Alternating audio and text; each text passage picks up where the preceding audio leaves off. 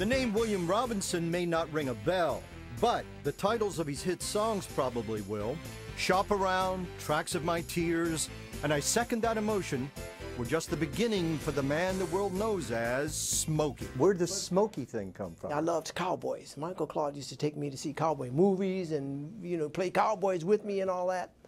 And he had a cowboy name for me, which was Smokey Joe. So whenever anybody asked me what my name was, I told them Smokey Joe. Smokey Robinson grew up in Detroit. He was singing and composing almost from the day he was born.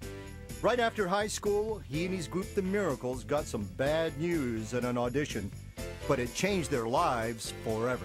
So we were totally dejected. In the meantime, there's this young guy sitting over in the corner, and he stops us. He said, "Man, where'd you get those songs from?" I said, I wrote them, man. He said, "You wrote all those songs?" We sang about 5 songs. I said, "Yeah." He said, "A couple of them I liked." He said, "Yeah, man." He said, "What's your name?"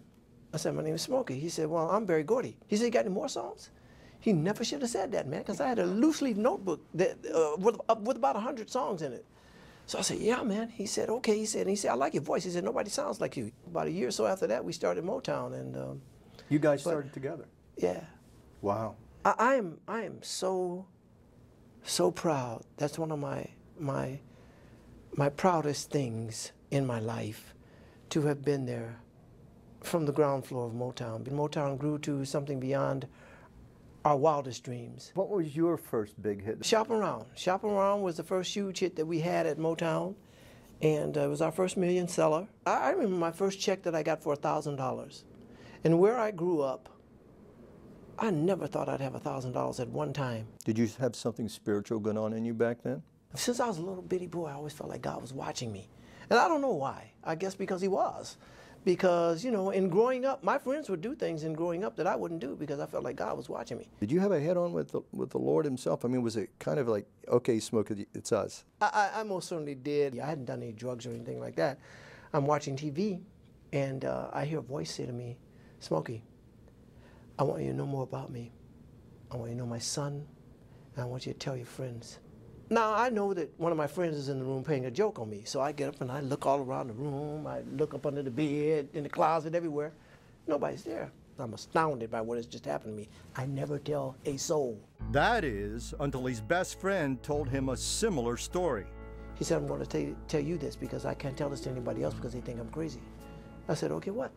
He said, "I hear this voice comes to me and says, 'Leon, I want you to know more about me. I want you to know my son. And I want you to tell your friends.'" Now, can you imagine how I mean, after I picked myself up off the floor, I told him, I said, "Man, that's exactly," and I've told no one, but that's exactly what happened to me. So at that point, we went and we were going to accept Jesus. Smokey and his friend turned to a Motown producer who was now a preacher. So we started to go to his Bible studies, and he gave us the sinner's prayer and so on. So we accepted Christ at his house, and that was how it started for me. The one thing about God that's so beautiful is that he is omnipotent, and he's omnipotent, and he is the Almighty, but he's not a dictator. So I figured I knew what I was doing.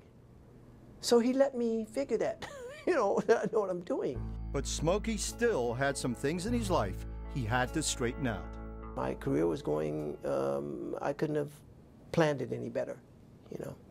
I guess I just got curious, and so I started to delve into cocaine. I used to like to smoke weed, and I would put it in my weed and smoke it like that, you know. And it got kind of, you know, bad. And I went through that for 2.5 years. How you break it? I didn't. God did, you know. God did? Yeah. I had gone down to my last legs. I was stepping off the cliff. I let myself deteriorate, and a friend of mine came, got me, and took me to a prayer service where I was prayed for. And when I went in there, I was an addict. And when I came out, I was free. And that was in May of 1986. And the only thing that I even associate myself with drugs now is when I go and speak against them. Smokey is also speaking out about his faith with his first ever gospel CD, Food for the Spirit. Pray on it, pray on it, pray on it. Those were declaration songs, you know, for the people who perhaps don't know me and don't know that I have this wonderful, wonderful, wonderful relationship with God and this wonderful relationship with Christ. For someone right now who's listening to Smokey Robinson, who may be out there doing the things you were into, or maybe they're not doing anything at all. Yeah. Do they need to hear a voice? I hope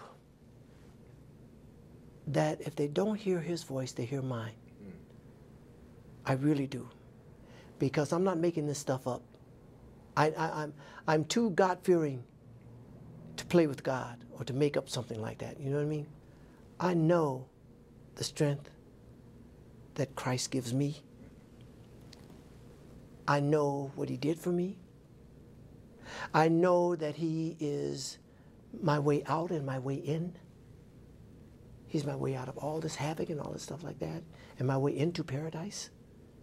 And that was his purpose.